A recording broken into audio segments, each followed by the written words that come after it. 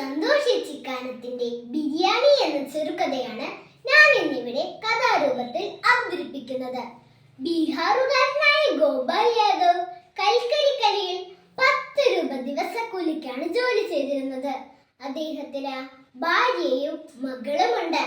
ഭാര്യയുടെ പേര് മാതങ്കി, മകളുടെ പേര് ബസുമതി. മകളെ ഗർഭിണിയായിരുന്നപ്പോൾ മാതങ്കിയുടെ ഏറ്റവും വലിയ ആഗ്രഹം ബിരിയാണി കഴിക്കണമെന്നായിരുന്നു. അതും ബസുമതി അരി കൊണ്ടുള്ള ബിരിയാണി. പലപ്പോഴും അവൾ ഭർത്താവിനോട് ഇതിനെക്കുറിച്ച് പറയാറുണ്ട്. എന്നാൽ ഒരു നേരത്തെ ആഹാരത്തിന് പോലും വകയില്ലാത്ത ഗോപാൽ യാദവ് എന്തു ചെയ്യാൻ? ഒരിക്കൽ നാട്ടിൽ വെച്ച് കടയിലിരുന്ന ബസുമതി അരി മാതങ്കി ഗോപാൽ യാദവിനെ കാണിച്ചു കൊടുത്തു. അതിൽ നിന്നൊരു പിടി വാരി മൂക്കിന് നേരെ കൊണ്ടുവന്നപ്പോൾ അതിന്റെ വാസനയേറ്റ് അവളുടെ കണ്ണുകൾ മെല്ലെ അടഞ്ഞു. തന്നെ പോലുള്ളവർക്ക് ഇത് വില കൊടുത്തു വാങ്ങാൻ പറ്റില്ല എന്ന് അവൾക്കറിയാം.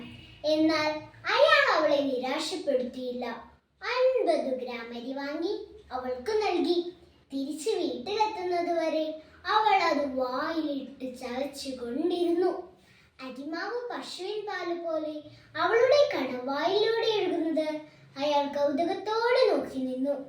കുഞ്ഞുണ്ടായപ്പോൾ ഭാര്യക്കേറെ പ്രിയപ്പെട്ട ബസുമതി എന്ന പേര് അവൾക്ക് നൽകി. കാലം കടന്നുപോയി. ഗോപാൽ യാദവ് ജോലി അന്വേഷിച്ച് നമ്മുടെ കൊച്ചു കേരളത്തിലെത്തി. ഒരിക്കൽ നിക്കാഹ് നടക്കുന്ന വീട്ടിൽ കുഴി വെട്ടാനുള്ള ജോലി ഗോപാൽ യാദവിന് ലഭിച്ചു. അയാളുടെ നീളത്തിലും വീതിയിലുമുള്ള കുഴി വെട്ടാനാണ് വീട്ടുകാർ ആവശ്യപ്പെട്ടത്. കുഴി വെട്ടുമ്പോൾ അവിടമാകെ മുല്ല പൂത്ത വാസന നിറഞ്ഞു. അതുകൊണ്ട് മാതങ്കി ചവച്ചരച്ച ബസുമതി അരിയുടെ അവൾ കഴിക്കാൻ ആഗ്രഹിച്ച ബിരിയാണിയുടെ നിർമ്മണമാണെന്ന് അയാൾ തിരിച്ചറിഞ്ഞു. പൊട്ടിക്കാത്ത ഒറ്റച്ചെമ്പ് ബിരിയാണിയാണ് ആ നിക്കാഹ് വീട്ടിൽ ബാക്കി വന്നത്. അത് മൂടാനാണ് കുഴിയെടുക്കണതെന്ന് അയാൾ വേദനയോടെ തിരിച്ചറിഞ്ഞു.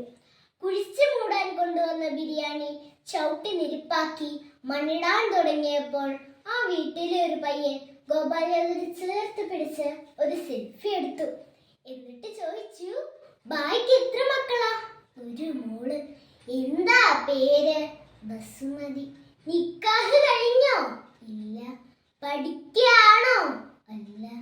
പിന്നെ മരിച്ച? എങ്ങനെ? വിശന്നിട്ട്.